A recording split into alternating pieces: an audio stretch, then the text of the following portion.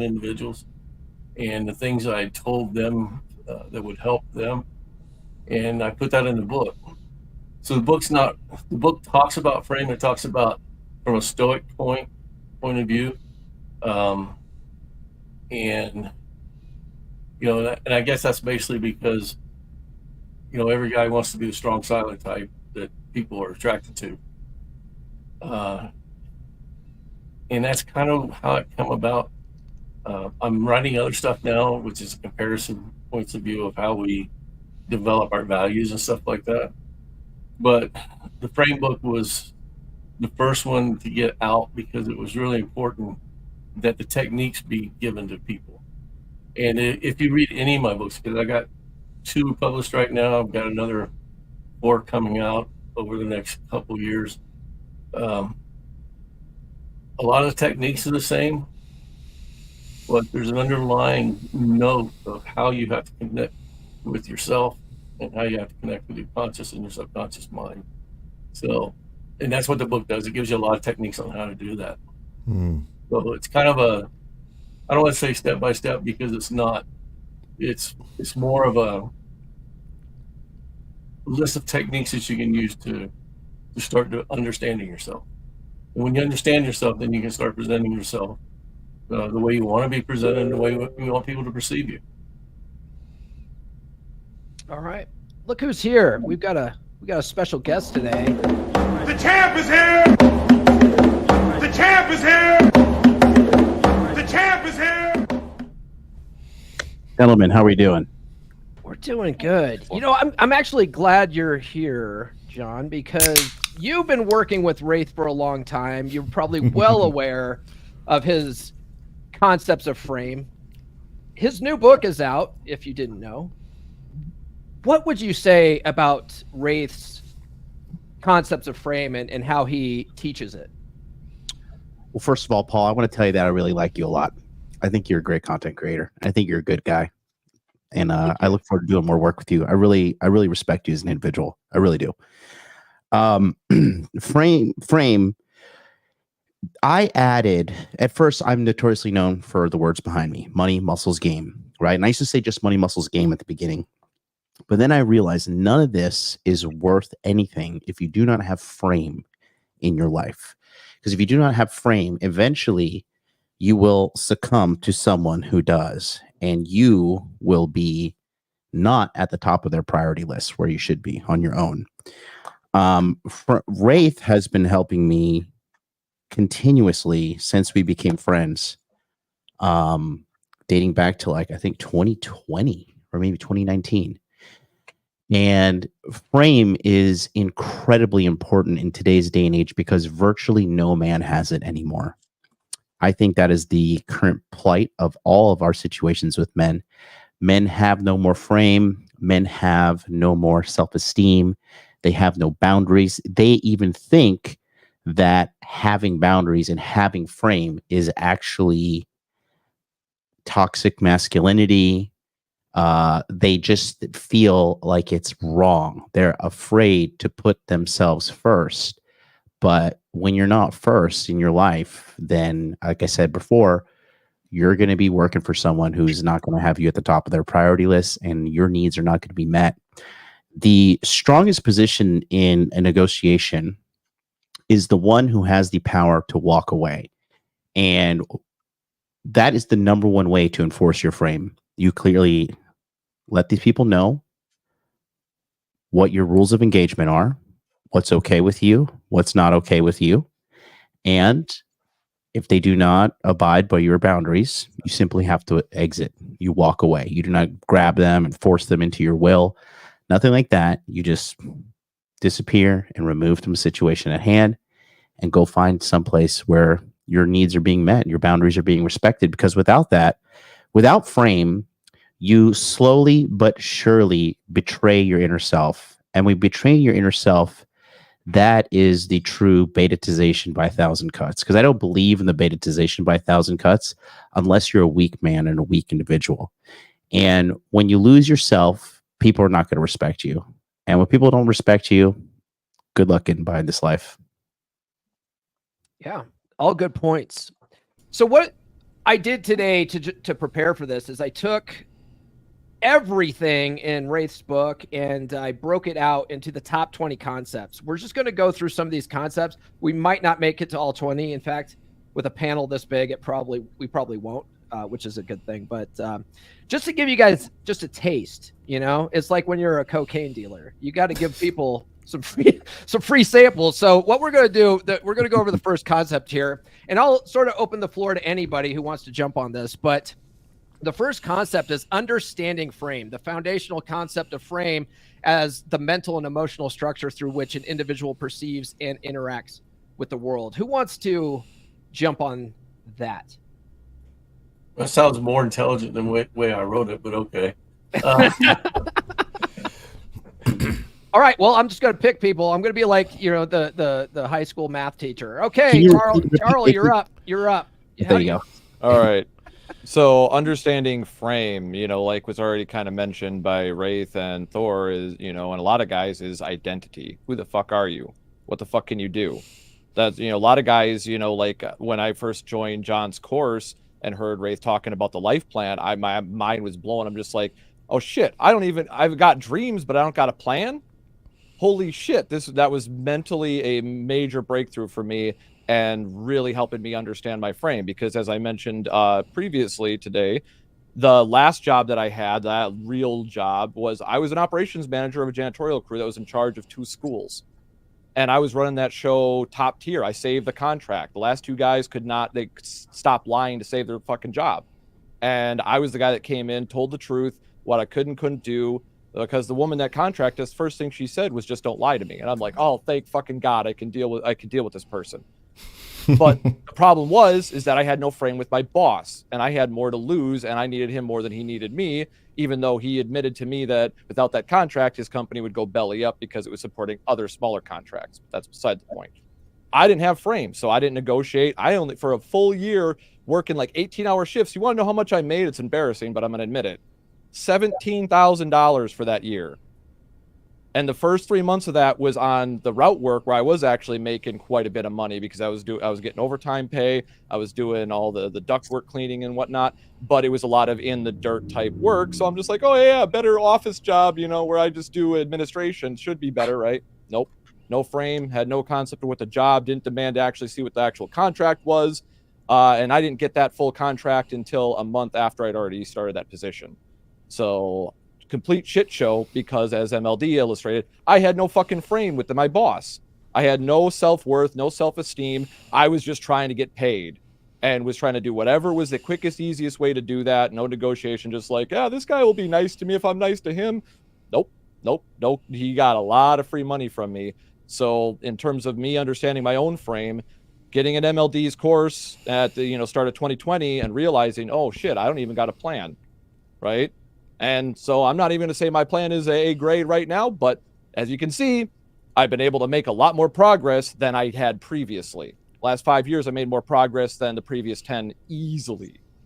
So yeah. Hope that makes sense. One thing you mentioned there is, not having a plan, and I think it's been mentioned too, a lot of guys just don't know what they want. No one actually sits down and thinks about what they want. Most people tiptoe through life hoping they make it safely to death.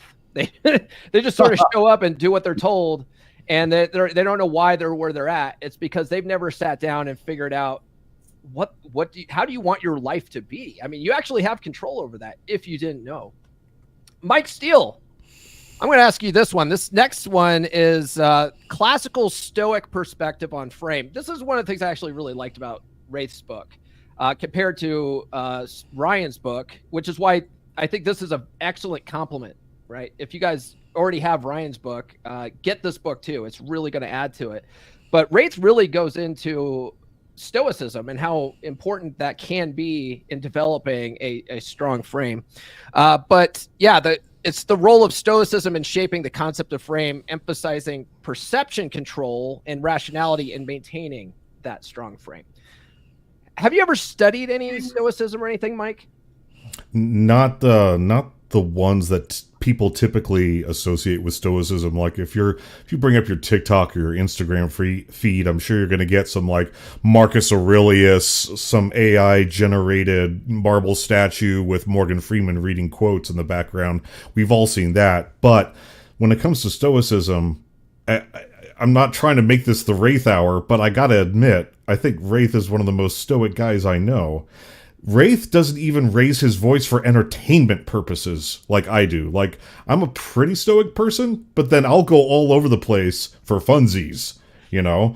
But Raith is just like, oh, you know, just you do what you do your thing, and it is what it is. Like, I can't, he never raises his voice, not even for fun. And so I admire that about him. My introduction to Frame and Stoicism was Raith, because even though, you know, I know really great guys like Donovan and of course MLD, we when our convictions meet a foe, like say when MLD kind of goes off about, you know, the elites trying to screw our shit up and tear us all down, but we need to fight back, he raises his voice, and that's okay. That's because he's passionate and he gives a damn. But with Raith, he's always calm, because it's not about fighting but maneuvering with Raith. And so you kind of put me on the spot here. I'm still kind of thinking. Basically, what I'm taking a really long time to say is that Raith is the kind of guy, I'm not trying to copy him, but there are definitely qualities to him that I respect. And if I can adopt a little bit of that and learn some of that from him and be a calming presence, that's the thing. Raith, kind of like Thor, is a calming presence. And if you catch yourself getting too loud and boisterous and gerbily or hamster-like around Raith is just kind of look at you and just go, like, just with a look, he'll just go, what's your problem? Just by looking at you. And that gets you to reflect on yourself, because his frame and his stoicism is just so present. And so, yeah, I actually have my frame statement pulled up here. If there's a good part in the show, I'll actually read it here. But that's where I really learned about all of it, was from him, not from any of this AI generated stuff that people are pushing out nowadays. Fair enough. You know, if you do read Marcus Aurelius's Meditations. Yeah, yes. It's relatively short, but it's profound. Like, it's really good. It's good. For 2,000 years old, yeah, it's good. Yeah. For any, however old, 5 years. Oh, yeah. The book, as opposed to, you know, bite-sized chunks on social media. Twitter, yeah.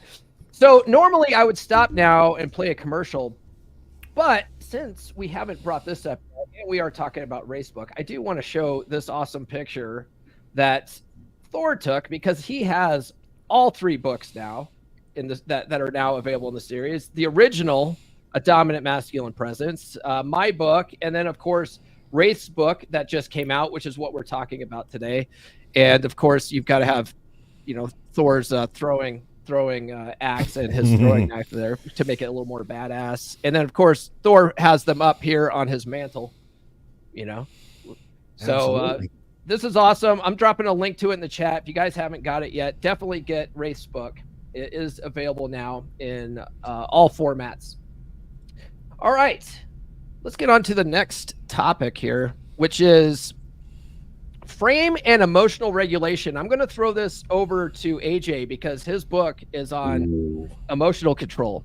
So frame and emotional regulation, how frame influences emotional control and the importance of developing emotional intelligence for maintaining a resilient frame. That is good, deep question right there.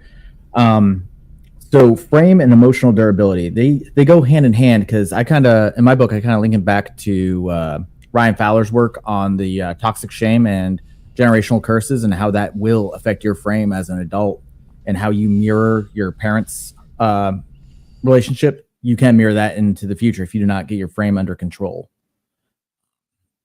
I'm trying to think what else is in there. There's a whole bunch of stuff I can go on with this. but I don't want to take up too much time. Well, I'll add to that. I mean, a lot of guys don't realize this because, you know, we've all read books from, let's say, Rollo, right? The Rational Male. We're all supposed to be rational people. We're all supposed to not have feelings because women have emotions and feelings, right? Guys don't have emotions and feelings. But the truth is, men have emotions and feelings, and you should feel bad for that. Okay. And if you don't get control of your emotions are going to get control of you. Yes. And you're going to lead your life the way women act, which is they are controlled by their emotions. And if you want to be a man, you can't be that way. You have to be able to have some emotional regulation, and the techniques that Raith brings up in this book will show you how to get there. I do go into that as well, and I think everyone should do it. Thor mentions it. I think Eckhart Tolle is probably the best person for it with the power of now. But use that third-party observer, because once you build up frame, and this will actually help you build frame as well, is step away from your emotions and figure out why you're feeling that way in that moment. What is the underlying trigger of this triggering event is kind of one thing I go into in my book. Well, I just want to say that, you know, when you talk about, you know, controlling emotions and stuff like that, and Paul's right, everybody has emotions. You can't get away from it. They're there. But what you can do is engage, you know, rationally with those emotions. Evaluate the emotions. See if they're true, or they're being, you know, given to you based on, you know, some frustrations, trauma, or something that you've had in your life.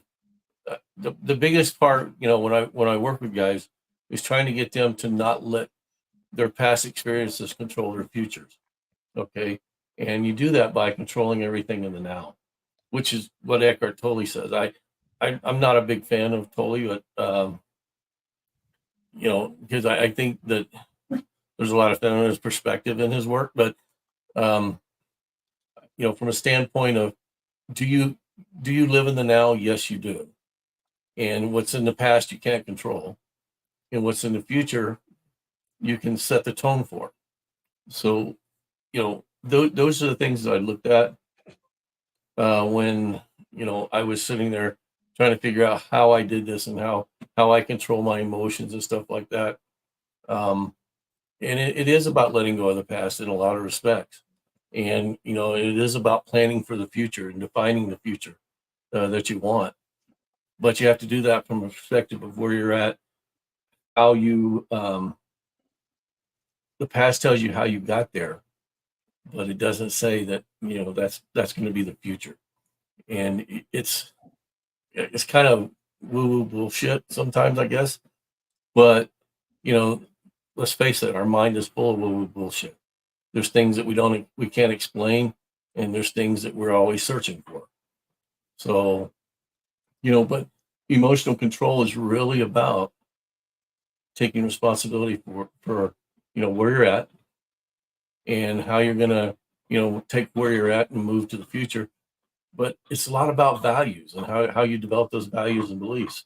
Now, I'll go all it in the book. I'm not going to sit here and talk for 2 hours about it on here, but it's important, guys. And you know, if you don't delve into it and start doing the work, you know, you're going to be the you are now is who you're going to be in the future.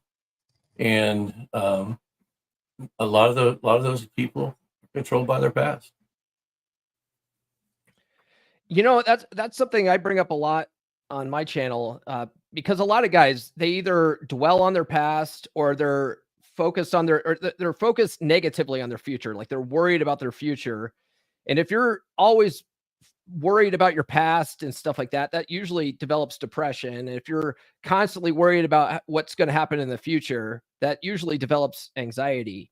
But the thing is, neither of those exist. They exist only in your mind. The only thing that is real is like right now, right here in the presence, which is what Eckhart Tolle sort of, you know, his whole book just broken down into Cliff's Notes is really what that's all about.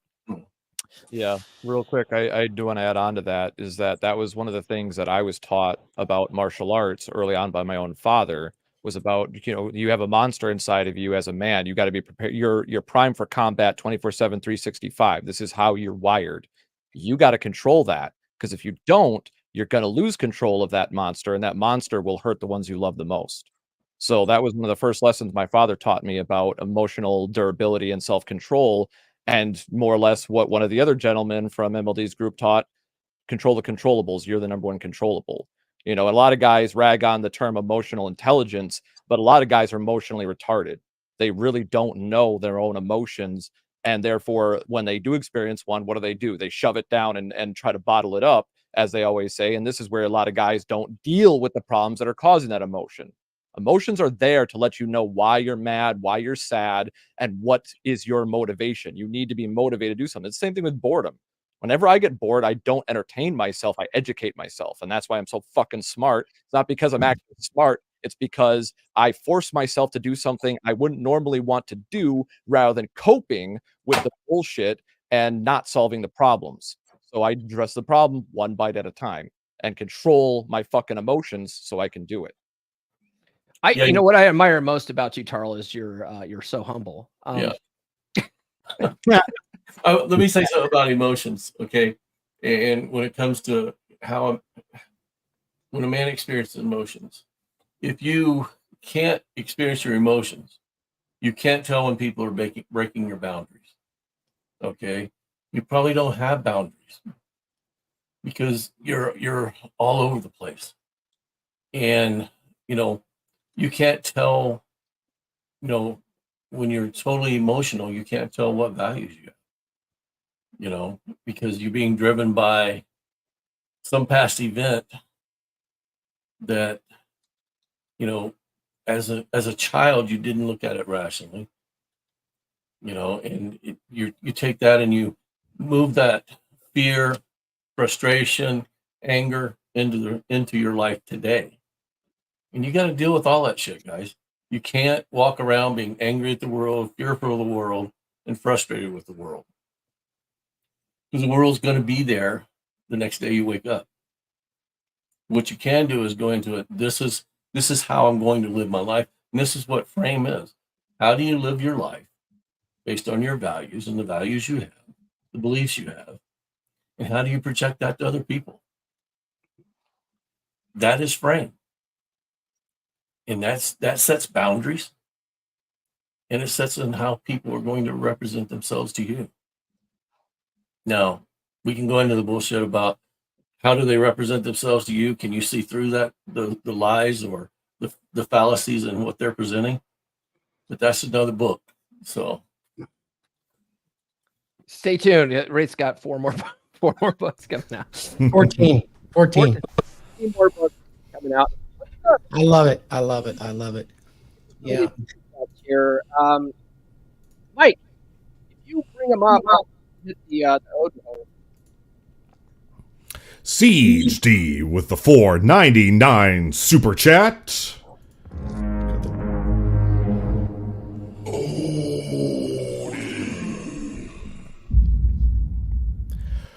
Thank you very much for the support, Siege D. Glad Raith was able to join this episode to talk about his frame book and its concepts.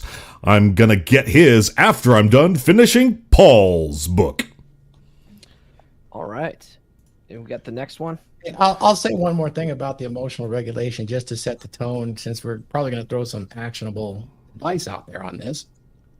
When it comes to emotional regulation and durability, one of the best things, Raith is a huge resource here. Realize that the man's lived a lot of life, and with that comes a lot of hardship. He's had 2 wives die out from under him. He knows life, and so he's had to literally make that application of emotional regulation, or it would overrun him in his personal life. I've had some similar experiences. One of the things that helps me, and I wrote about as well, is noticing the difference between feelings and emotions. They come from different places. In the basal ganglia of the brain, feelings are felt in the body. You ever get a feeling in your stomach like you're sick to your stomach? Feeling, isn't it? So is anger a feeling? if it manifests as something in your body, yes. So if you can distinguish between what your body is feeling, that is actually a medical term, feeling. You actually feel something, somewhere on your body. An emotion you don't necessarily feel in your body. And if you can recognize the differences, you can start to really tackle some of these emotions and basically hold them off or tell them, I'm going to deal with them at a different spot. And there's different techniques for that. You can use feelings if you want. Physical actions help dull things. I mostly refer to guys and tell them, take on anger, sadness, and loneliness. If you can take those on, those three are the ones you want to absolutely regulate. Then everything else is pretty easy. You might take on more if you're a reactionary personality where everything gets you to react in a physical way. And that's a different issue. That's not what I'm talking about. But yeah, definitely anger and sadness. Those sort of things are hard for guys to deal with. So anyway, that's my advice. Know the difference between feelings and emotions, where the emotions are created in that prefrontal cortex as it comes up the basal ganglia, that very low level thinking where it's fast feeling based in your body. Hey, that burns me move, to where, I'm sad. I don't want to go to the gym today. A lot of guys don't even recognize the difference. So, and of course we don't help it in our language, right? We don't help it so much because when we say we're happy, we say we have a feeling. And so everything's a feeling to us these days. Dude, didn't we have t-shirts just not too long ago with our buddy Myron? Something about the girls. I feel. But I feel like, yes. Yeah, I feel like. Well, know this. You're a dude and you said you feel like, well, welcome to being a modern woman. All right, and CHD with the second $4.99 super chat.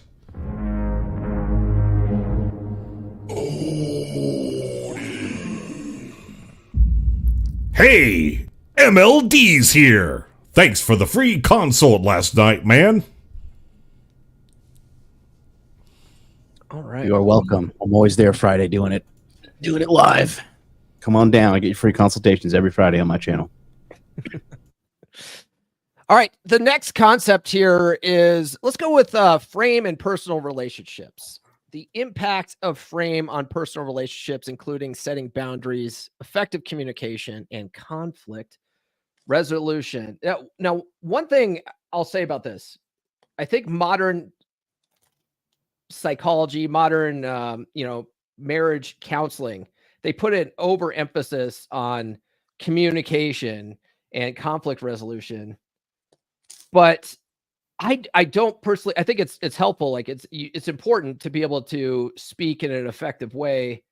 But in a long-term relationship, I think in order to build that genuine desire, there's other things that are a little more important. But it is paramount. Like it is good to know all these types of things, what not to do, right? Don't dear, learn effective communication techniques like Paul Benjamin's Luca model is awesome. I talk about that one a lot. I'm gonna throw this one over to MLD. How important is frame and personal relationships, as well as the communication stuff? Oh man, super important, because I'll just speak from my personal experience. So I grew up poor, and I feel like Kamala Harris. I grew up in the middle class. I grew up poor and stuff, right? So when I came into money, I thought everybody just liked me for me. And then I started to realize that like people were coming to me for their own agendas. And that was pretty painful to deal with, because it's never fun to find out somebody likes you for anything but you. And so I started to realize that a lot of these people that were in my life were not really my friends. They didn't really have my best interest at heart. And it was Raith that told me, he's like, at this stage in your life, you just need to be around people who love you and want the best for you. And I called him a cold-hearted bastard. I never forget that. I'm like, you're a cold-hearted man, but because I just didn't want to accept the reality that there are people out there who will just try to be around you for clout. I have a cousin who I haven't talked to in years, and I went to Miami this May. I was on Fresh and Fit, And this lunatic is running around telling everybody that we're great friends and how he's my cousin and, you know, we're so close and all this stuff. And I was just like, dude, I haven't talked to you in years and I don't want to start talking to you now, like at all. Girl in my life, couple of girls in my life at the time, this is like 2021, 2022. That's when I started cleaning house. And former business partners, all these things. I thought these people were just like on team Jonathan, on team, not even MLD, but team Jonathan, me. And I realized part of Frame is kicking people out of your life. And at the end of the day, if somebody is not fully on your side in a symbiotic relationship where you're both getting benefits from it, then that person is going to hold you down and weigh you down. And you got to be strong enough to tell people, hey, guess what? Like, you got to go. And, you know, it is painful. It's painful, but you have to have frame in your relationships, because the guy who's friends with everybody is friends with nobody. You know, the guy who everybody likes is a guy. If everybody likes a guy, I find it as a red flag, you know, because I'm just thinking to myself, okay, so this guy is just willing to tolerate all sorts of treatment from all sorts of different kinds of people. Not something I want to deal with. And yeah, like I said, at my initial statement, you have to analyze these people in your life. You got to let them know your boundaries. And if they continually violate your boundaries, then they have to go. And that is the end of the conversation. They have to go. Otherwise, it's just going to, you know, you're going to be walking around life with a giant anchor on your neck.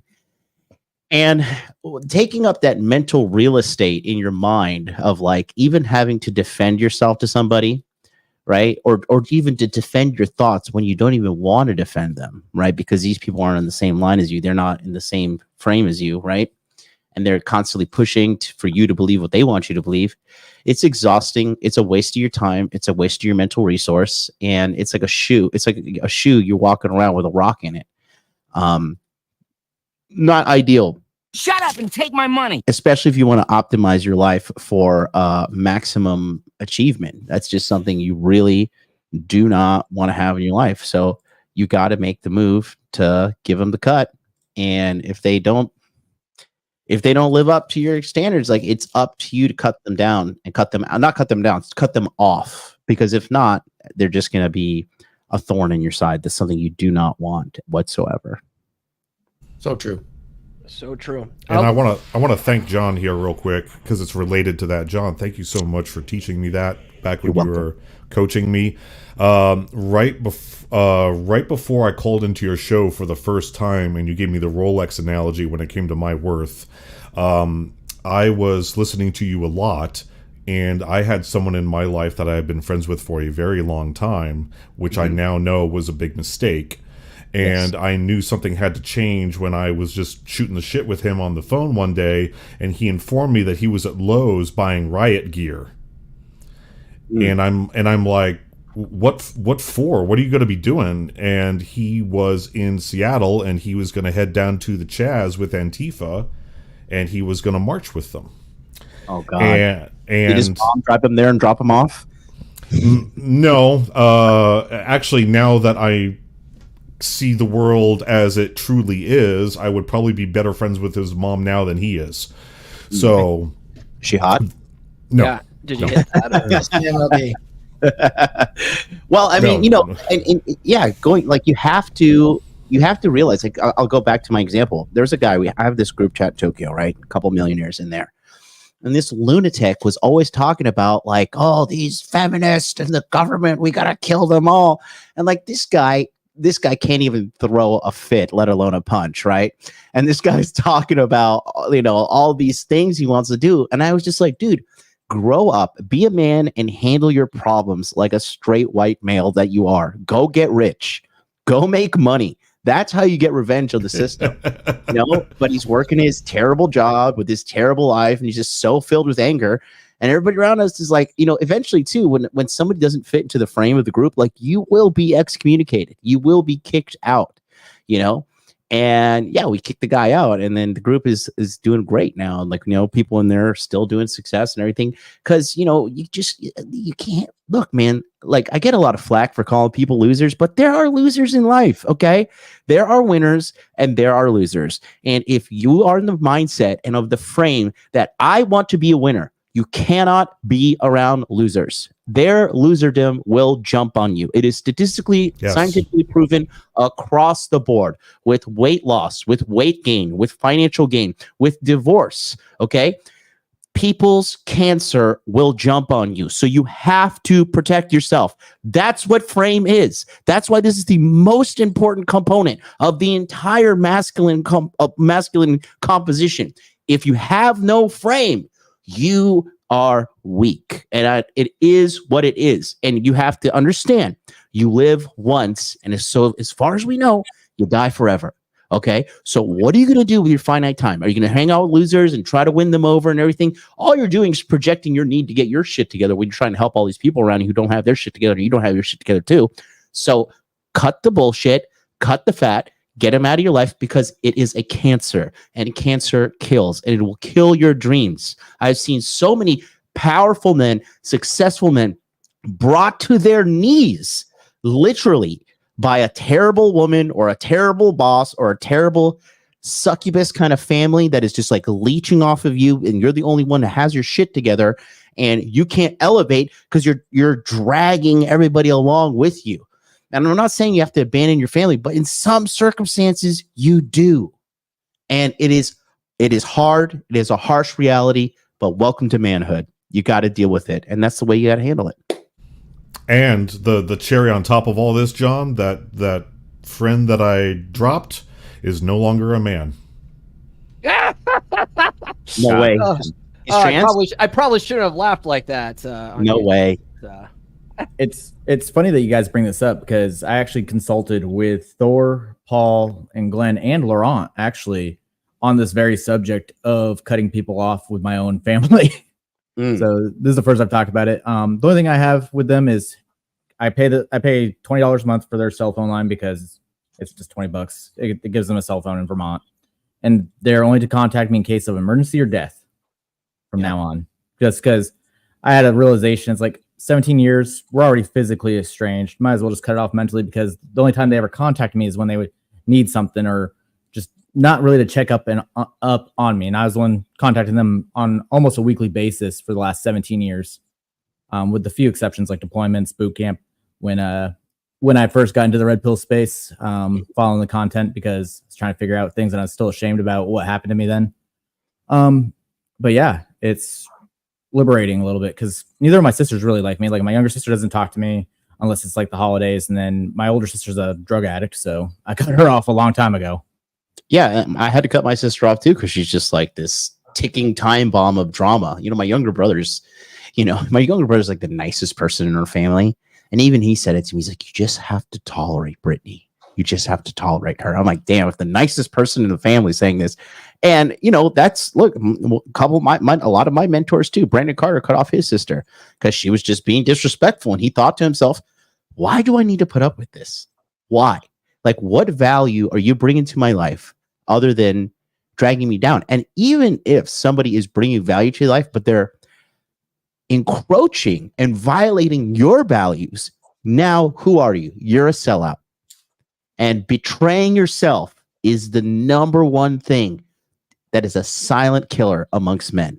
When you know in your heart of hearts that somebody is trying you, somebody's insulting you, maybe they're stealing from you, they're doing something that's not on board with your plan, with your agenda, with the way you want to operate in life, and you silently take that, you are betraying yourself, and you're not going to get where you want to get. And it's a harsh reality, but it is what it is. And I don't know if I'm wrong, but I think I'll defer to Raith and Thor on this one. But if somebody is consistently causing trouble in my life, or violating my boundaries, or being disrespectful, I'm just like, look, man, I don't need to put up with this. There's just no reason for me to put up with this, because why? Yep. Why? Yeah, like I even went as far as foregoing my possible inheritance. Like, I'll let my sisters fight over 50 acres of land in Vermont. I'd much rather not deal with the headache. I'd rather watch it kind of burn. In that case. Make your own fortune. Yeah, The that's thing is, pretty even much if what I'm you- doing. Even if you look at it from the flip side, if somebody's acting in a way that's not beneficial to even them or to the relationship on the other side, you enabling that is bad as well. You're enabling bad behavior by not having those boundaries. Those boundaries are meant to correct people so that way they can do better. And if they can't do better with your help, then the only chance they have is to do better without your help. Because if they're literally eating it's like you see these the 600-pound life type shows and whatnot, and it's like these people can't even get out of bed. How are they fat? Somebody is feeding them. If they could do better, what did they say? If you knew better, you could do better, but you're not. You know. Let me say something about cutting people off. Don't do it by ultimatums, guys. If they consistently attack your boundaries, giving an ultimatum is not going to change that. So you're better off just saying, after 2 to 3 times that they violated your boundaries, just say, "Look, we're done." It's a stronger stance, and it doesn't allow them the opportunity to promise change and increase your expectations for change and cause you even more pain, heartache, or drama in the future. It's ultimatums. Living your life by ultimatums is a coward's way. Well, it's a declaration of I got something to powerlessness, too. comment on because race experience and my experience as well. Guys, it changes in your lifetime. I'll tell you, from your 20s to 30s, it does. It's important that you do what all of you said about, isolating losers and people that are essentially energy vampires is what they are. If you don't know what those are, it'd be good to understand that are draining vital energy from you. When you actually do something like acquire a dominant masculine presence where you have frame, like Raith talks about in your own life, you don't have to boundary these people at all. What you end up creating is a vibe or a barrier of truth that surrounds you with your actions, even a barrier of silence where these people will extract themselves from your life based on how you're living your life. And that's something I've experienced. I'm sure Raith has experienced that too. As you get older, that becomes much more honed in, where you recognize signs early, but you're not allowing these people to ever do the energy vampire thing, and you're not actually announcing it or shutting them down. They extract themselves from your life because of that strong, dominant masculine presence without even being announced. It's like, this guy sees who I really am. He has perspicacity. He has discernment on me. He just looks at me and knows I'm fucking bullshitting. And I've experienced this quite a few times. I imagine Raith has comments on that because he sets his frame that way. Am I wrong, Raith? No, you're right. I mean, and we've talked about this. I don't suffer fools, and I don't attract them either. That's the good thing, and I don't attract them because, when we have conversations, in groups and stuff like that, fools don't walk up to me. People wanting to learn may, but fools don't, because and I think experience really helps get you there. Yeah, and what I'm talking about when I was talking about ultimatums, I was talking about that for guys that are just starting down this journey. Yeah, because you're going to have a lot of people in your life that aren't beneficial to you, and you're going to want to hold on to them. And as John says, I'm a cold-hearted bastard. I tell you, you can't hold on to failure. And those people are failure. Yeah, isn't it? It's a sad reality too. Like, there's some people that I coach that, I have a big heart and I really want everybody to win, but it does break my heart when I see a guy that just like, this guy's fucked. This guy's like, this is who this guy is. And it's a part of, like, accepting reality as being part of a man, right? Accepting it for how it is. And yeah, when you're just, some people are, my mom said this, and it really hits home to me now, but she says, the world needs ditch diggers too. You know, in the world, we need people working the fry basket at McDonald's. We need people to, you know, simp for girls to make us look great, because I mean, that's just the way the world is. You know, the reason, the number, I love losers. And you know why I love losers? Because they give me value as a winner. Because if everybody's a winner, then nobody's a winner, right? But it's the losers that give us the inherent value. Now, you don't want to go down the path where you're just like, well, at least I'm not this 400-pound guy down here, right? Because you don't want to be setting low standards for yourself. But at the same time, you have to accept the reality of life, and the majority of people are losers. And one thing that again, a great book by the worst man in the world, Aaron Clary, The Curse of the High IQ.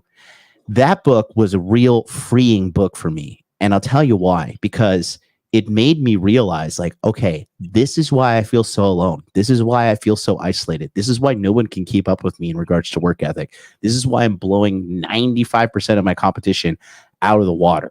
This is why I feel a constant nag at me to consistently go, right? Because is that when you realized you were a god amongst men? I don't know if I'm a god amongst men, but I think I'm doing okay for myself. I'm keeping the lights on. You know, I'm riding a pedal bike right now to keep the lights on in the house. You know, my goal is to make sure you get Dunning-Kruger. So I'm too dumb to even know what that means, but but you know, like another thing that really opened my eyes was the bell curve, like the IQ bell curve. When I realized, like, holy shit, 50% of the human population is 100 IQ or less. Wow. Yeah. And then I just thought to myself, you know, I was just like, holy cow, that was mind blowing. And then when C19 hit, I was like, okay, now I see it. Everybody's retarded, you know? So yeah, for clarity, real quick about the Dunning-Kruger effect, is that basically looks at that same type of bell curve. And I could tell the whole story about how this study was even done, but Dr. Dunning and Dr. Kruger did a study, and basically the results of the study confirmed that human beings that are stupid think they're smart because they're stupid, and human beings that are smart think they're stupid because they're smart. Yeah, but the part of the study I really loved is that it actually correlated out in motivation. It actually motivated those people to do more. Even though it was irritating as shit and they didn't know anything, it really motivated them. It was wild. So what does that mean when you want me to Dunning-Kruger? You want me to, what does that mean? Just get incredible confidence, and I'm just teasing you, man. Well, part of Dunning-Kruger, the Dunning-Kruger effect too, is that you have overwhelming confidence in something, but you don't have the skills in it. So you jump off the deep end and say, fuck it, I'm going to do it. And then you find yourself at the bottom going, oh, fuck, I don't know anything. Sink or swim. There's right. But then you do figure it out and you actually become a smart person. So it's not a bad thing. Donovan Sharpe has joined us. What's going on, Donovan? One of my favorite humans today. Holy smokes, man. Yeah, one of my favorite humans, Big D. Thanks for joining. Stop it. No, thank you very much. I was actually having a little trouble with my internet, but it was actually operator error. I forgot, because Viking Paradigm, thank God for this guy. He set up my internet so that I have a really, really strong internet connection. Well, my computer automatically, so I restarted my computer and it automatically went to Wi-Fi. And I was wondering, I was like, why can't I get into here? Like, I was struggling it for like, I don't know, maybe a half an hour or so. And then finally I was like, oh, it's because my Wi-Fi is on. So I had to restart the computer. And of course, Viking Paradigm, you know, when you restart the computer and you're doing all this, you have to reconfigure everything. Thankfully, you were a good teacher. And so here I am. To make a very long story very short. One thing I want to show real quick, because we are talking about Raith's book today. Okay. And Raith's book is a part of the Essential Skills of a Masculine Presence line, which is all based on Thor's original book. And so I just want to play a commercial for Thor's original book real quick. Okay, let's do it. Ever feel like the world is trying to make you smaller? That the qualities that used to define you are now something to be ashamed of? It's not just you. For decades, society has been pushing men to fit into a mold that doesn't match who they are. But there's a way out, a path to reclaim What It Means to Be a Man. A Dominant Masculine Presence by R.P. THOR is the guide you've been waiting for. In this book, you'll discover the 7 essential skills that every man needs to stand tall and take control. Learn how to project confidence, master your emotions, and communicate with authority. R.P. THOR takes you through real-life examples, sharing practical techniques to help you develop your own dominant masculine presence. It's time to stop feeling sidelined. Time to step up and lead. With a dominant masculine presence, you can become the man you were meant to be. Order A Dominant Masculine Presence now on Amazon or listen on Audible. Rediscover your strength. Reclaim your life. I fucking love AI, dude. Man, what a panel today. Look at this. Love it. Oh, man. It really makes my day. Yeah. A lot of my favorite humans here. It's a full panel today. Let's do one more topic, and then we'll go ahead and go around the horn. We got some super chats too. Oh, Yes, so we'll do one more topic. We'll do super chats, and then we'll wrap up. Sound good? I'll tell you what, we got a lot of. I'm gonna tell you what, everybody's beard game today is on point, man. Holy smokes! I got that alpha beard oil that Rich Cooper sells. I'm just kidding. Well, we're on the Dragonship. All the girls are coming now, bro. You better watch out, bro. Yeah, hey, sometimes you have to like wash off the pheromone soap because there's so much vagina being thrown. Too many. There's too many. They're at the door right now. Yeah, dude, I'm telling you right now. Like, I can't imagine what it's going to be like at the CME. damn right. You know I'm coming. So the last one I want to go over here, which I think is a fun topic. It's just a fun topic, right? Is navigating shit tests, strategies for maintaining frame under pressure and in the face of challenges to one's frame from others. Since Donovan is the last one to show up, we'll bring him up because I'm sure he's well versed in handling shit tests. Oh yeah, absolutely, man. Yeah, shit tests. The first thing that men should understand about shit tests is that women don't shit test men that they're not sexually attracted to. Okay. So for example, let's say you start chatting up a girl and you're at CVS or whatever. Hey, my name is Donovan, or my name is Alex. That's my real name. Yeah, my name is what's a current name? My name is Deborah. I don't know if we're making those anymore. And so you guys get to talking, right? You're escalating and everything. And so you're talking to her for about 10 minutes. At that point, that's when you go for the number close, right? What is the most common shit test we get when you go for the number close? I have a boyfriend. Okay. Now, the earlier in the set that occurs, the more likely that is a rejection, right? So if you approach a girl, hi, my name's Donovan, and she says, I have a boyfriend. That's not a shit test, gentlemen. Okay. That is a rejection. But if you're talking to her for 10, 15 minutes and you say, hey, put your number in my phone, we'll hang out, and she says, I have a boyfriend, that is a shit test. The answer to that shit test is, well, he's not invited, right? And do it kind of with a smirk on your face. So that's the first thing I'll say about shit tests. The second thing I'll say about shit tests, guys, is what it really comes down to is being honest. Masculinity is just being honest. So when let's say you're in a relationship and your girlfriend, wife, whoever decides to try to shit test you. One of the most common shit tests that women like to deploy, and they don't know that it's a shit test, is here. Hold my purse. No. You are absolutely not going to hold her purse, because it starts with hold my purse, and then all of a sudden it's hold my phone, and then the next thing you know, you're basically like a trained monkey.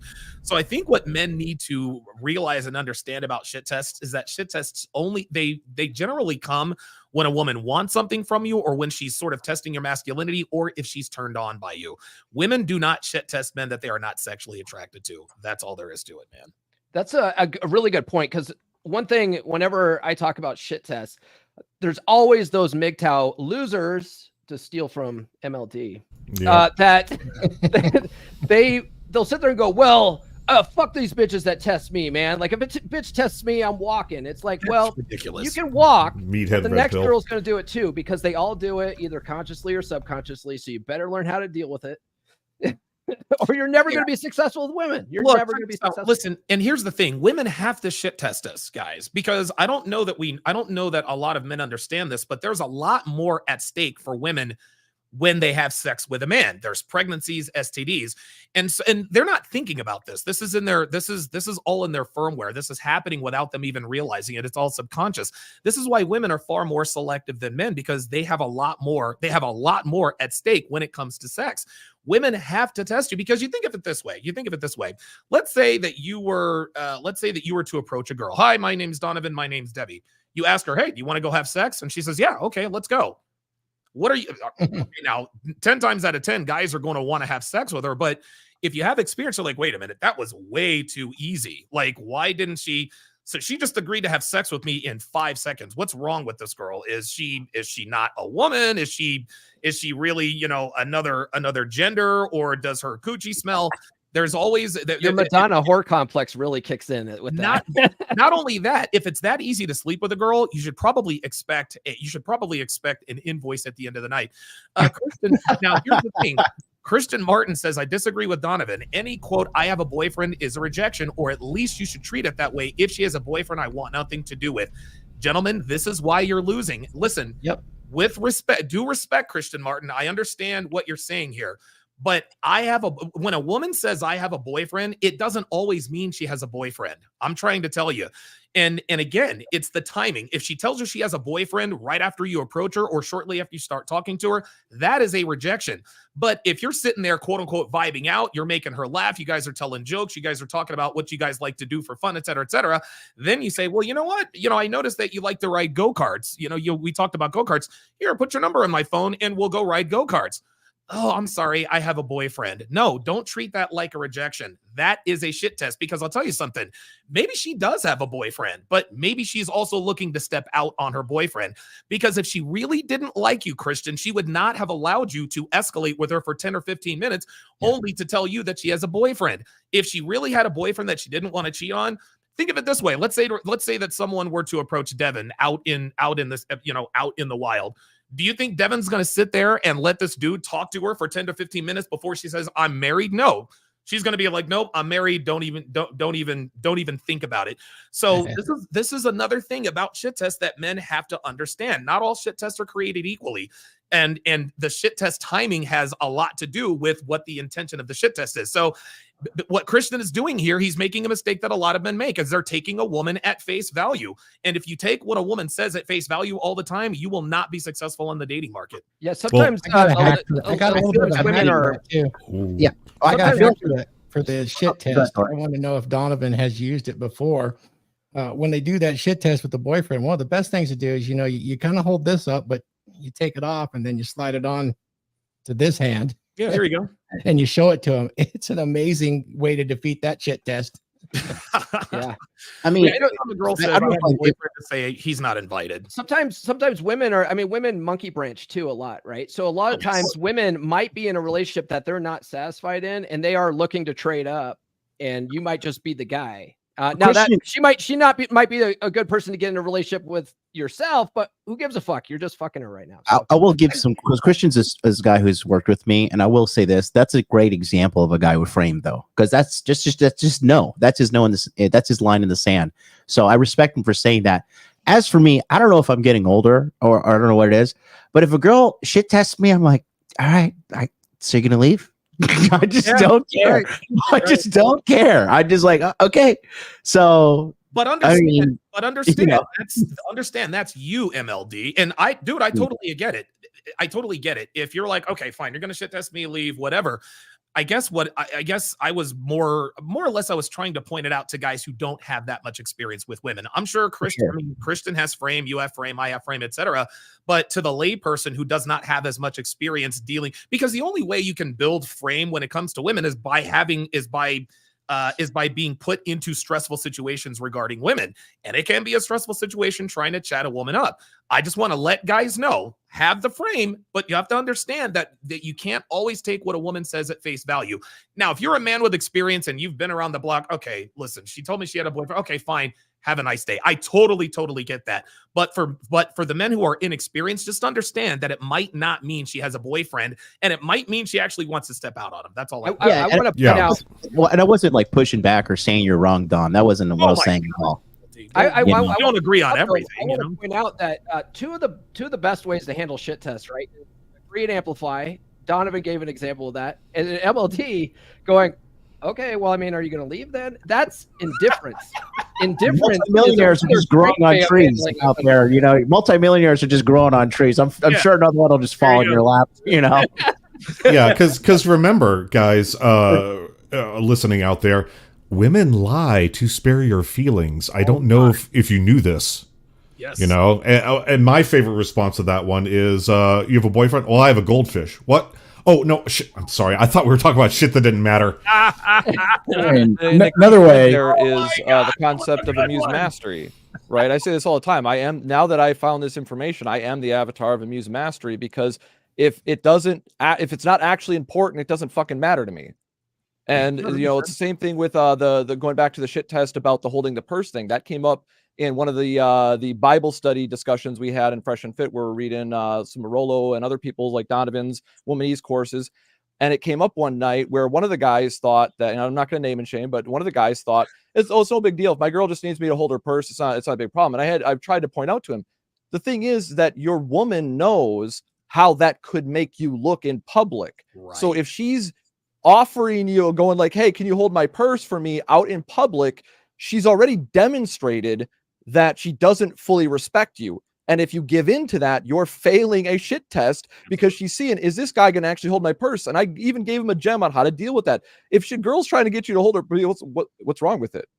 It should be, right. Is it broken?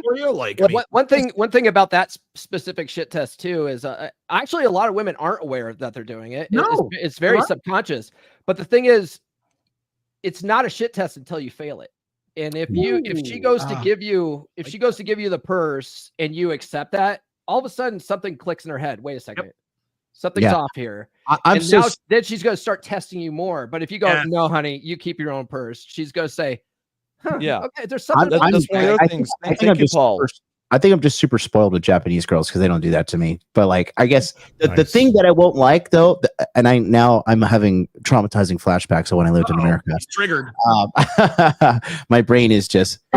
But when it comes down to like, you know, that I don't like being told what to do. When they're that's my thing. When they're like, hold this, I'm like, you forgot to say please.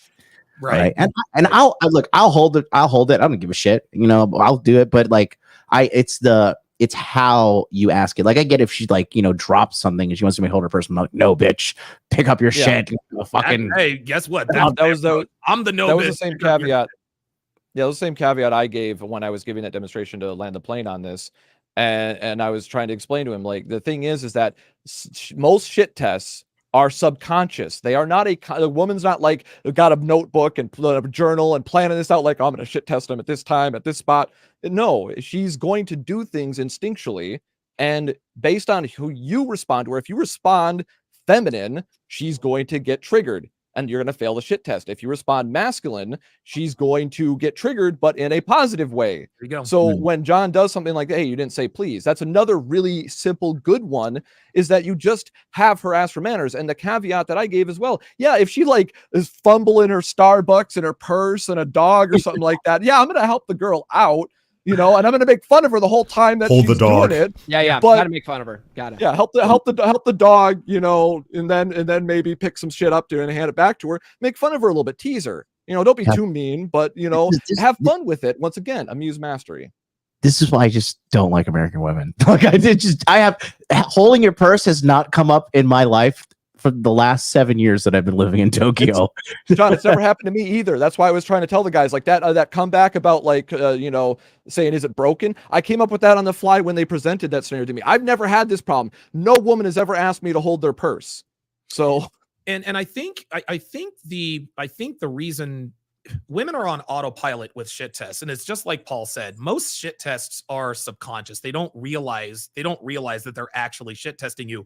But shit testing is a woman's way to filter out the winners from the losers. That's really what a shit test is.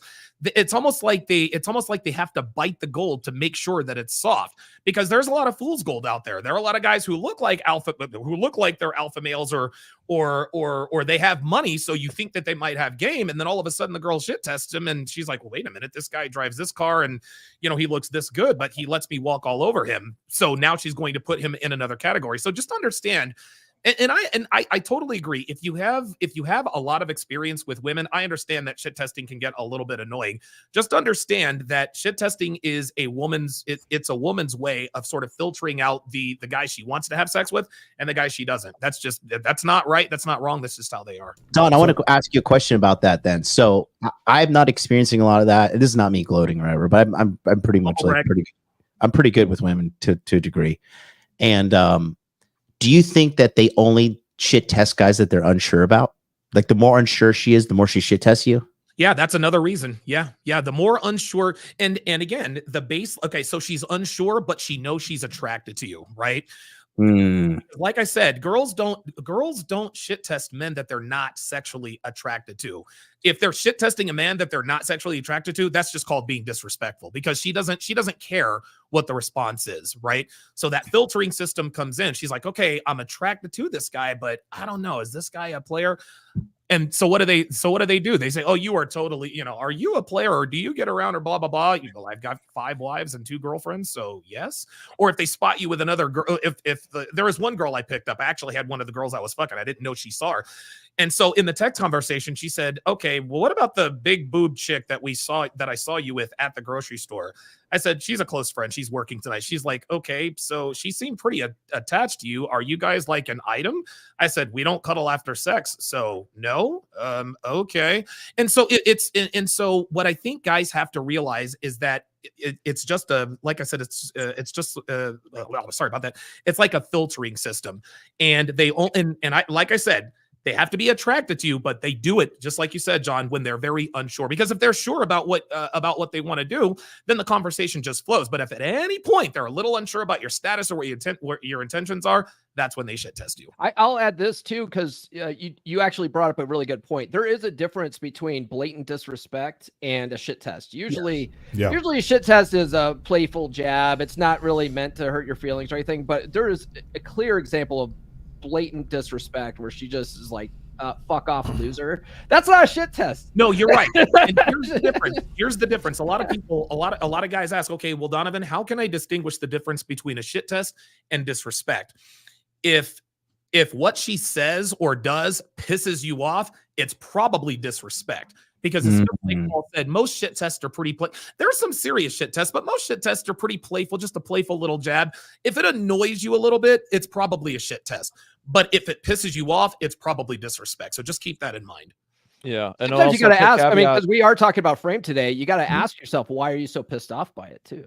Exactly. Yeah, that's what I was going to say, is that frame comes with also knowing that, just like how, you're not always intentionally passing a shit test or failing a shit test. Same thing with disrespect. You can pass and fail a disrespect test. That's right. Right? Because you can overreact and not know how to handle it and let her push your button. And then she's like, yeah, I knew it. This guy's a fucking loser. I was able to make him emotional just by pressing that button, calling him, saying he's got small dick energy. It's just like, yeah, because you have no frame.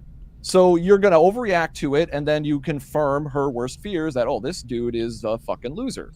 I have something. Speaking of small dick energy, Huds is here. Hey. What's going on, guys? This is my birthday weekend, so hey, happy birthday! Thank you so much. So nobody cares. I've been doing some other things, but I saw MLD and Donovan on the panel, and I'm like, you know what? I gotta hop on. So you're clout chasing.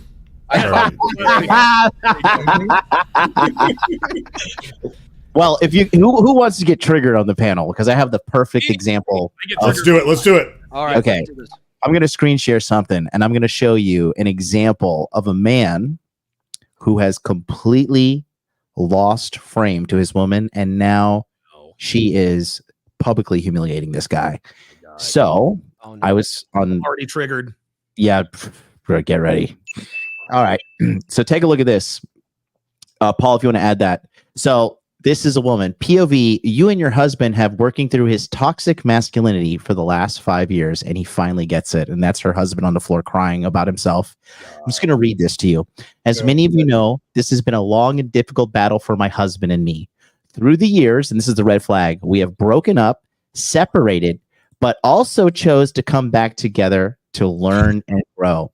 At this point in our relationship, we are doing the best we've ever done. I'm so thankful for how far we've come, and know we still have a far way to go. AKA, he still needs to bend the knee further. As we are all changing and evolving, however,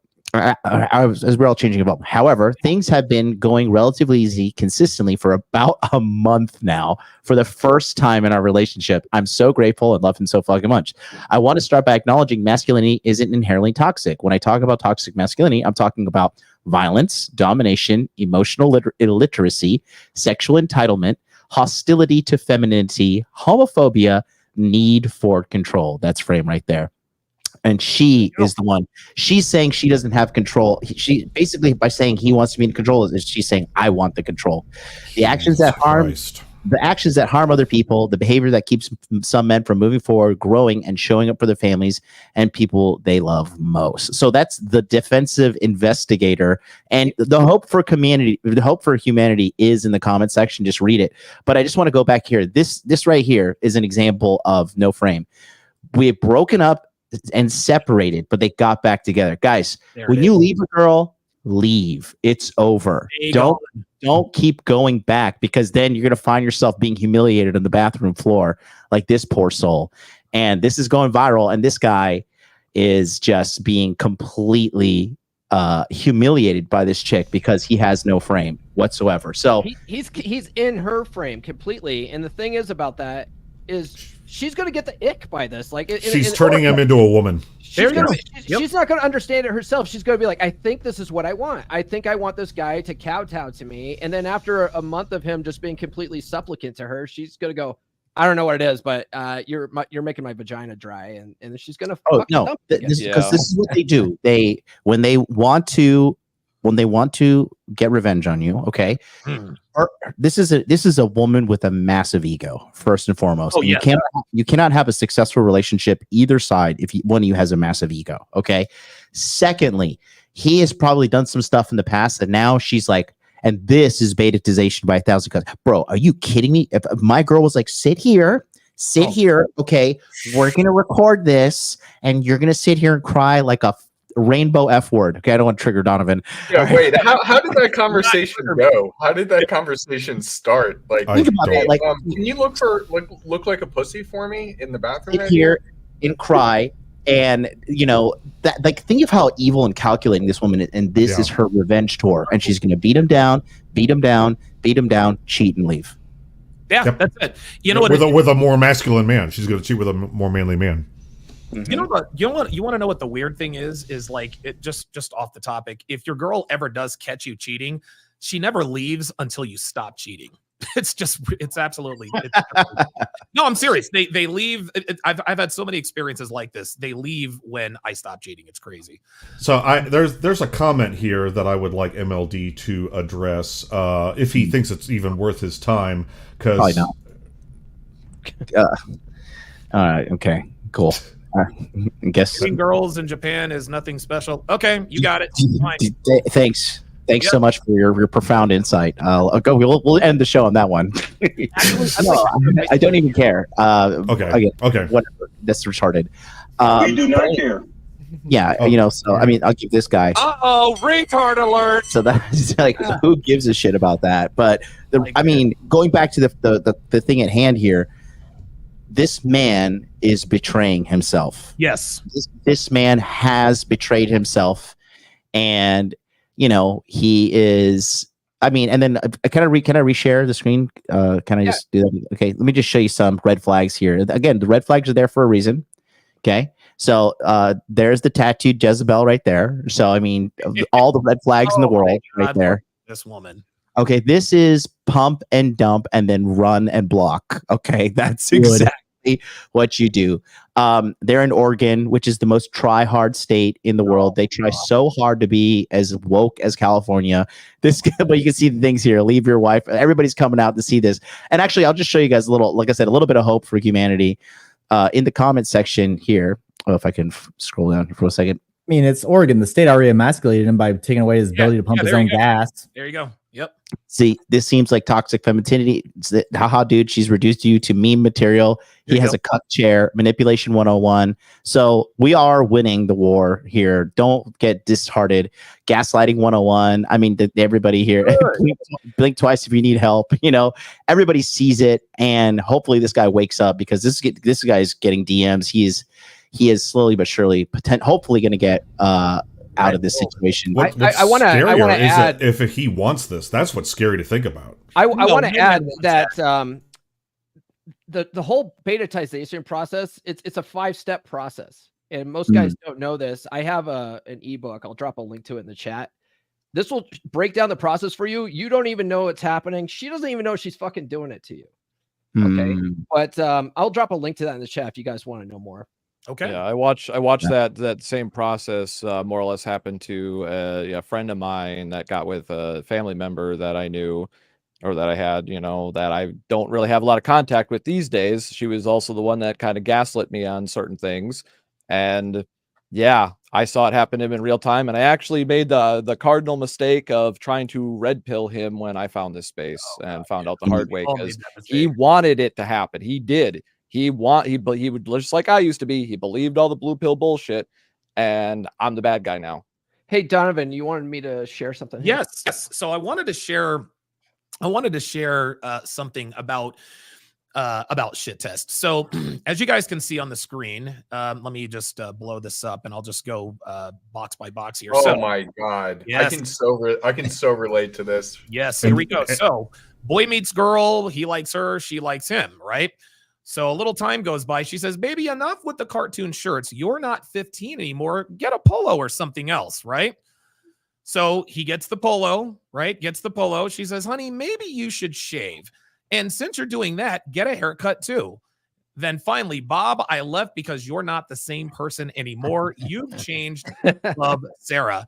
So this is a shit test as old as time itself. When a woman tries to change you, listen, when and this is what, and I'll stop sharing. And I really want to, want to make, no, that's okay. That was me. No, that's okay. I really want to make this point because this is something that doesn't get talked about enough. When a man attempts to change a woman, he will build her into something that he can respect, love, and admire. But when a woman attempts to change a man, she will build him into something that she abhors. This is why we have to protect women from themselves. When a man changes a woman, she becomes a better woman. But when a woman attempts to change a man, he becomes a worse man. And the excuse is always, sorry, you're not the same man I used to be. So the very first time your girl tries to change you or change her style or change her fashion, your response needs to be, fuck no. Straight up. Yeah. Can I cap on that real quick? That's why Raith's book is so important. Rock solid frame. It's on identity. I mean, ultimately, that's what these books are on. You will always craft and shine that identity for that very purpose that Donovan just said, so that she's not crafting your identity for you. No, and here, sorry, there's another thing you guys can do. I do this often with the girls, right? It's a subtle way to show them that you're the boss, right? So I'll go out. Well, we're about to go out. We're at the front of the house, right? And my sunglasses are all there. And I'll grab 2 pair of sunglasses, and I'll be like, hey, do you want to wear this one or this one? She's like, I think you should wear this one. I'm like, good, I'm going to wear these, right? and then the next time we go up and I ask her the same thing. She's like, which one? I ask her, do you want me to wear this one or this one? And she wants me to wear this one. So she's like, wear this one. You're like, I'm not going to wear sunglasses today. Let's go. Fuck with her. Oh, I love it. And here's what's interesting. Something to realize. Donovan, that webcomic you shared, do you know how old that is? Very old, because I've seen it forever. It's over 20 years old, because I first saw that on, it was either 4chan or Reddit back when I was in high school. and it was posted in a nerd forum, and it was talking to nerds about, hey, if you manage to get a girl, which is hard because you're a nerd, but if you manage to get one, don't let her change you because then she'll dump you. And this was in the early 2000s. This is not new stuff. Yeah, but even Vince talks about it. And I want to show you this guy. I'm going to show you one more picture from this guy's Instagram. Okay, take a look. This is 2016. This was Homeboy. That's the same guy on his knees begging for. Look at back when he had the toxic masculinity that worked. For him. Yeah. That is such bullshit. This guy has really gone downhill. So and oh my god. Oh my. He was playing baseball, he was doing all these cool things. He's probably, can you come with me to my feminist theory class and still play baseball lessons? He's like, oh, okay, I guess so. But no frame, nothing. It's game over. The personification of pussy whipped. Mm-hmm. Let me say something about shit test. What I wrote in the book is that shit test, unfortunately these days, isn't only given to you by women. Men give them too. Ooh. Because of how so many men have adopted feminine thought. They give just as many shit tests. And they're trying to qualify you or disqualify you for other friends. They're trying to qualify you or disqualify you for maybe the girl that you're trying to date. She has a male best friend. And the first time you meet them, they're going to give you shit tests. They're going to try to disqualify you in front of her. So just keep that in mind. Wow. So true. They're all out there, and it's a communications tool that are basically both sexes are using now. And when a man shit tests you, that's disrespect. Yeah. It is disrespect, but I qualified it as a shit test because of the reason they're doing it. They're doing it. Most men aren't trying to disrespect you if they have a feminine view of life. Right. They're acting like women. Wow. Well, sometimes now you say that, Ray. guys in groups will bust each other's balls a little bit. It's Right. a little Of course. bit different. But the way you handle it is very similar. Yeah. Right. Yeah. But Ray, good now point, Ray. that you mentioned that, I'm thinking back to my my naval service and getting checkouts, like knowledge checkouts from fellow nukes that were already qualified.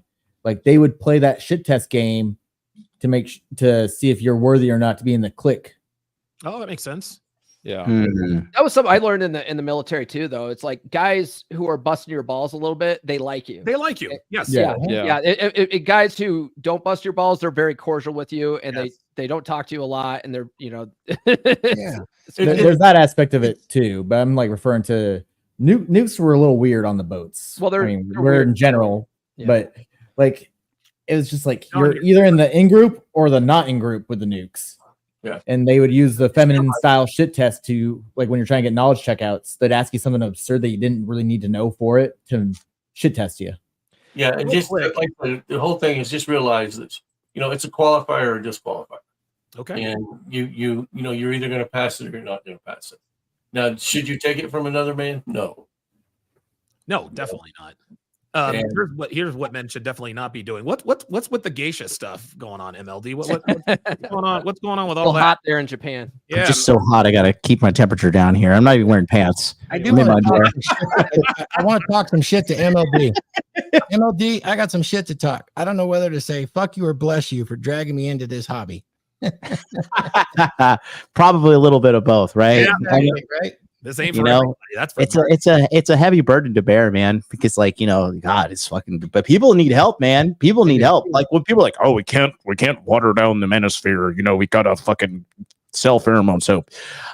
No, we need as many fucking goddamn soldiers out there as possible. We are vastly outnumbered. Look at Amazon, type in how many men's self-help books there are, and then look at how many blatant, here's how to manipulate a man into marrying you books. Thank you. And they all are just filled with yes girl 5-star reviews, because listen, as Donovan always says, the number one thing to keep single women single is other single women. Yep. Single women single. We need as many soldiers on the ground as possible. I don't care if your live stream is as shitty as Katibi's and gets like 5 people, or if you're getting thousands of people like Donovan Sharpe, right? We need as many people helping because we're vastly outnumbered. But I will say, listen, man, at the end of the day, guys, we are changing the culture. We are. The pendulum is swinging backwards. There is no ands, ifs, or bets about it. It is now a trend on TikTok for women to get back in the kitchen. If that's not a fucking W, I don't know what is. And I'll take that one to the fucking bank and cash it in, baby. Hallelujah. Yes, sir. Let's get some of these super chats here real quick. Mike, if you want to bring them up and read them, I'll hit the horn.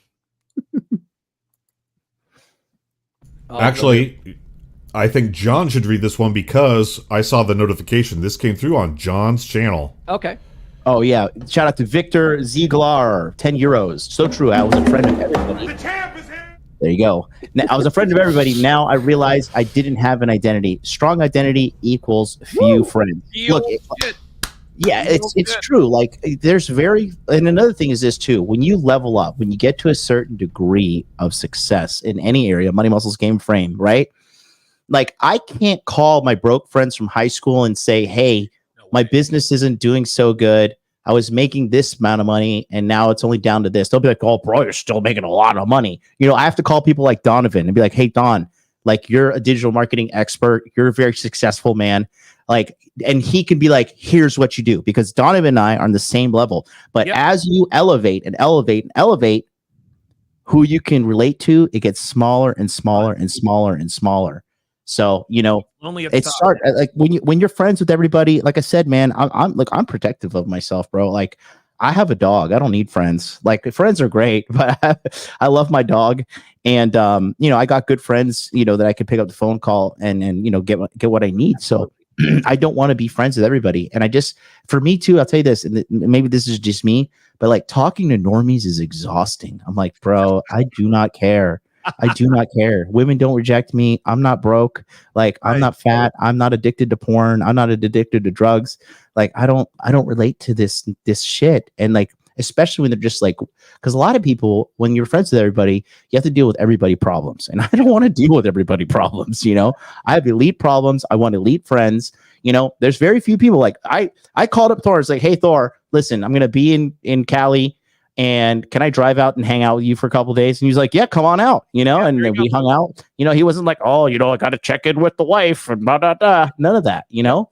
So it's a good thing to have a small elite group of friends. Cause like, you know, and that's how I'm like, even though I'm launching this new show and a lot of people are coming through my house, I'm just straight up in the no new friends category. Like, you know, we can work together, we can do business together, but no, I don't want to hang out with you. No, I don't want to have lunch with you. I want to lay on my couch and watch Netflix. So we're talking about Frame today, and you mentioned Thor not have to ask Missy if you can come over. If you have to ask your wife anything, you're not operating in your frame. You're operating in your wife's frame. 100%. Well, I think it's okay to still ask sometimes, just out of respect. I'm just not going to listen if she says no.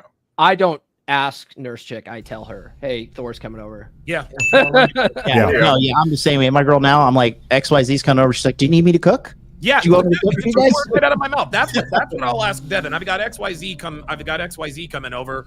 What kind of appetizers can you whip up? And here's the thing, girls love it when a man does what the fuck he wants to do, even if it pisses them off.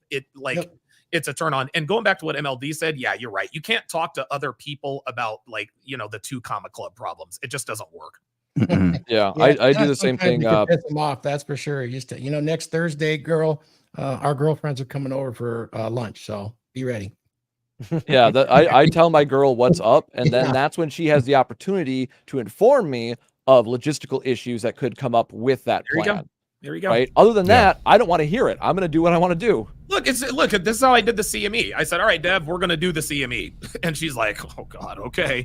Here are the potential challenges. And she was absolutely right, but we still pulled it off. Like, that's just how that goes. That was good too. You did good. I know this next one will be good. Yeah, this next one's going to be it's going to be different, but it's going to be a lot of fun. This one's for Donovan. Guys, woohoo. Can I do the Don DeMarco? Yeah, do it. Okay. There it is. Woo-hoo! I try not to use my soundboard on other people's panels, but yes, Ken Rose, longtime supporter of mine, longtime supporter of the show. So thanks. Pimpin' Ken. And we got a new $5 donation from Siege D. Good.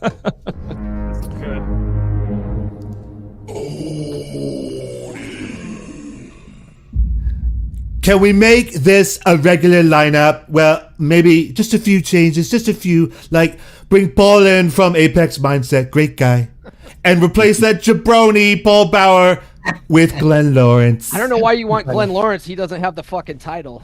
Well, I fired Glenn Lawrence about a year ago. It was absolutely necessary. So Glenn is no longer a part of my team per se. You're fired. Glenn's always welcome, man. I know he streamed all night, so that was good. That dude streams 24/7 now. It's crazy. He's a grinder, that's for sure. Dude, I thought I was. Dude, I had a 5.5 hour stream yesterday. I thought I was a goddamn G. I've been seeing those. You going hard in the paint. Yeah, I mean, dude, I'm a thoroughbred, homie. Like this is it. This is what we do. This is what we do. Well, yeah, I guess we could make this a regular thing because I enjoy doing these. These are great. Every Saturday, guys. Every Saturday, the Dragonship's here. So okay. I actually have a few personal requests for that outside of text here. It's like, man, you got to do this. All right. Well, we'll see. What do you guys say we give our final thoughts and go around the horn? Let's do it. All right. We'll start with Donovan. Okay. Yeah. Yeah. Thanks for having me on, guys. Something that I've just sort of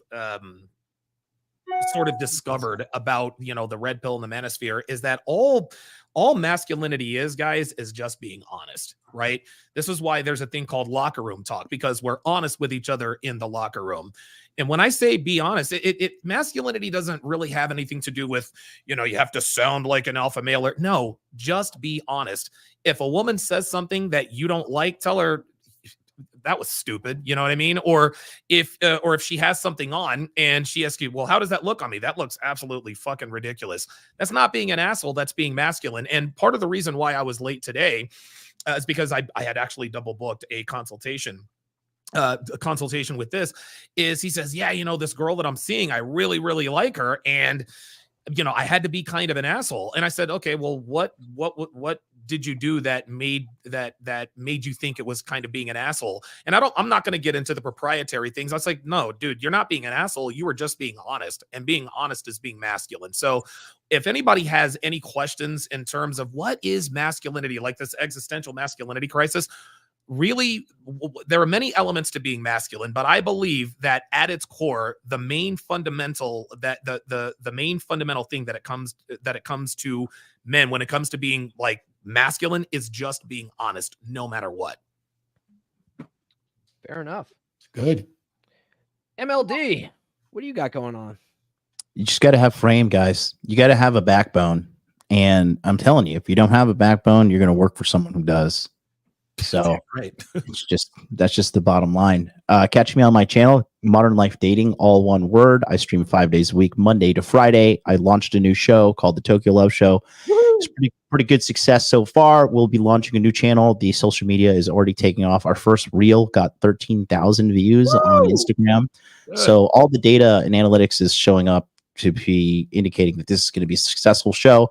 And I'll show you. I'll build another successful thing from the ground up for you guys there. Because one thing we're going to be doing on the Tokyo Love Show is I'm not going to be like arguing with women or like trying to correct them or anything, because I think that's counterintuitive at this point in our development. I just want you guys to hear that there are good women out there. And I want you to hear that like you don't need to be afraid of women. Okay. You don't need to be living in fear. Because if you're afraid of a girl, I got bad news for you. You are a girl. Okay. That's fair. All right. Huds, I'm sorry. Happy birthday. Oh my God. Oh, thank you, sir. Today is not my actual birthday. So that's don't want to dox myself on my actual birthday. But birthday weekend. Birthday week. Isn't that what girls do? Birthday weeks? Birthday month? Yeah. So the last thing I'm going to leave you guys with here, when we talk about, and I love MLD's backdrop, when you added that, the money, muscles, game, frame, it looks fantastic. Now, I think game is always most important because game is how you get what you want. But understand that game is about getting the relationship, being able to get any relationship that you want. Frame is about how to keep it. And the way to find me and kind of what we're doing over with my men's group, Men of Now, I will share the link again in the chat if anybody wants to follow. We are going through the entire history of the Manosphere. And actually, next week is episode 1 of the 21 convention. We're going to do a 2-part episode. Yeah, well, we got to talk about it. We got to talk about the falling out. And Donovan, I may talk to you because I may want you to come on for the second episode in a couple weeks just to talk about how that completely screwed a bunch of things up. All right. Tarl, what you got going on? So still working on getting monetized on YouTube. Follow my channel. But yeah, frame trumps all, right? You know, a lot of guys say game trumps all. I say that frame trumps all because that's how you, like Hud said, maintain everything that you've earned, right? And you know, it's funny because we talked about the ego thing earlier as well, and on a previous episode. And I actually every once in a while I look through, who's like sending me DMs that's not loud through on Instagram. And I actually received one from a guy that got triggered because I was on another panel and I have all these wonderful like art pieces and stuff like that, these pictures and whatnot to kind of give a layout of my life. And, my family's history and stuff like that, being Oslo, Norway and all that, came over to, New York. And I'm like, I'm very glad that you said that because now I have an opportunity to talk about, how I got where I'm at and why these things actually matter to me. And it's not just to inflate my ego. These are various stages of my life that I view as something to remember to keep myself on course. This is my identity. This is my frame. I'm descended from Norse Vikings. Thanks to my sister getting born in the lockdowns, I now know this historically and, genetically. So that's my identity. And I can now truly own that and get where I'm at.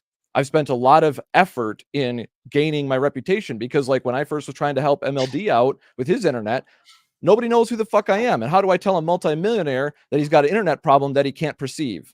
Right? It's an uphill battle. So what do I have to do? I have to raise my reputation. I have to wait for a pain point, just like with Fresh and Fit, just like with Donovan. I put the offers out there, but I always had to wait for that pain point to actually solve that problem for somebody. That took frame and self-control, emotional discipline in order to not be like spurging out in the chat going, I've got your fix, listen to me. Like, it doesn't work that way. That, you have to be in control of yourself to gain success. You got to come up with a real plan and figure out the steps that it's going to take for you to reach that goal. That's where that mindset, that planning, that framework is built in your life. And that's how you win. All right. Mike Steele. Thank you very much, Paul. Guys, if you're struggling with things like frame, for example, as the topic of the show was today, and you don't have a mentor in your life or a coach, get one. First, try to find one that's, someone you can actually visit and meet with in person. Someone that's maybe already in your life. Hell, maybe that estranged uncle didn't really do what the family said he did. Or maybe he did. Reach out to him, see what's up. But if you don't have a coach you can reach out to in your life, in person, hit up one of these guys. I am incredibly humbled and privileged to be literally on the same stream. Now, we lost Donovan a second ago. He had to go somewhere, I think. But to be on the same stream with my coaches, Thor, John, Donovan, Paul, Raith, like, these guys have helped me, and now here I am streaming with them. There are days where I get imposter syndrome and I don't feel worthy. But it keeps me humble and thankful, and I still reach out to them for help and advice and guidance and additional perspective. And that's more important than anything. It's been the most effective thing that has helped me. So guys listening out there, get yourself a coach, get yourself a mentor, check your social circle first. If you can't find anyone, hit up these guys. They can really, really help you. They helped me a lot. I used to be this nervous little hamster, and now I've moved my life in a very different direction, and I'm making progress. The growth never stops. The work never ends. But I'm constantly improving and making progress. And even though I did all the work, I needed a compass. And these guys gave that to me, and I'm forever thankful. Thank you, guys. Is that an A-wing behind you or a Jedi Starfighter? That's an A-wing. Cool. Thank you, John. AJ, what's going on with you, man? I just put my links in the chat. Final thoughts on this. So I came to the space through MLD, and because of the teachings that I've learned from pretty much everyone on this panel, one way or another, I wouldn't be where I'm at right now. With like I said earlier in the show, I officially tomorrow my promotion takes effect. If it wasn't for learning how to get frame, I would have never passed the interview to move to this current company I'm with, and in less than 18 months get up to the top in the salaried or in the wage area for my position. So I gotta say thank you to all you guys on that. I got the book coming out soon, to which everyone on this panel is mentioned in there at least once. Even Donovan Sharpe is mentioned in there. You're all in the acknowledgments in this book as well. That's all I got. Nice. I'll go with myself. We'll do Thor, and then we'll wrap up with Raith here. Guys, get my book. It's out too. The Essential Skills of a Masculine Presence, Psychology Paradigm. A lot of what your results are in life come from your internal programming. And this book, once the audiobook's done, if you listen to it multiple times, you're going to unfuck yourself pretty good. Tune into the podcast on Monday. I'm continuing with my Book of Puck series. I think we're up to chapters 50. So it's a long ass book, but it's well worth it. And I try to make it fun. All right. I'm going to hand this over to Thor. What's going on with you, Thor? Hey, all good, man. I'm so excited that the book has come out, and this book series is really starting to shape up. I don't think I'm talking out of place that you've got the guys on the Dragonship committed, and we got at least 3/4 of the guys on Rule Zero committed, including Donovan and including John Fitch, who I just posted his links in there. He's trying to get in and say hi to everybody, but he didn't get to. Huds has got one coming out. Mike Steele's got one coming out. MLD said he was going to do one too. So we are so excited for Jonathan MLD. I can't wait to see what he's going to put down in his book as part of the series. Oh, we're talking about money. Oh man, that's a skill of prosperity. Mm-hmm. Wow. And you've proven that. And definitely your experiences would be extremely valuable being a multi-million-dollar earner, which I've experienced and watched you firsthand. And I really appreciated you and John coming out and visiting me. It was a real pleasure. You guys are some of my favorite humans for sure. Sorry about all the weed I smoked. That's your problem. Give me Vegas flashbacks. I'm sure Fitch didn't mind. I was just hoping for the strippers and the cocaine, but it didn't show. What the hell? Fitch is blowing through all my weed. You guys are journeymen for sure. All right. Good times. But yeah, I mean, I posted all the links. Guys, I did post one link in there. If you go back through the chat, if you like the intro music today, you can download it yourself. If you find the link, it'll be there. So, all right. And we'll have Raith with the closing thoughts, since we are talking about Frame and his book today. Yeah, and I appreciate all the comments from you guys. But like I said, mostly the book is about giving you techniques, skills that you can use to, start basically developing a frame and understanding it. Everybody has a frame. It's just whether you have yours or you're using someone else's, I guess. That's one way to put it. I have a lot of books coming out. I've got 4 written right now. And there's 2 out right now. So, if you want to see those books, you can go on Amazon. They're there. And they're not the normal red pill type books. A lot of them are comparisons of, thought and stuff like that. But really, the main thing is when you talk about frame, you're talking about who you are, who people see you are, and how you think of who you are in your mind and how that's represented. So if you don't do anything, buy the book for just to read so that you can start evaluating yourself. But as far as, where I'm at, I'm on Raith_Detour, Instagram, Facebook, Telegram, X. You can reach me at any of those places. I hope you enjoy the book if you do buy it, and I hope you get some value out of it. And like I said, once again, to all the gentlemen on here and all the people that are, responding to me in Telegram and on Instagram, thank you for the comments. Thank you for the, the praise. But really, it's about changing lives and making, giving men the opportunity to really be men. So, all right. All right, that's all we have. Guys, we do have new Dragonship episodes every Saturday at 1:30 Eastern time. So if you guys enjoyed this episode, definitely come back. That's all we have. Skull.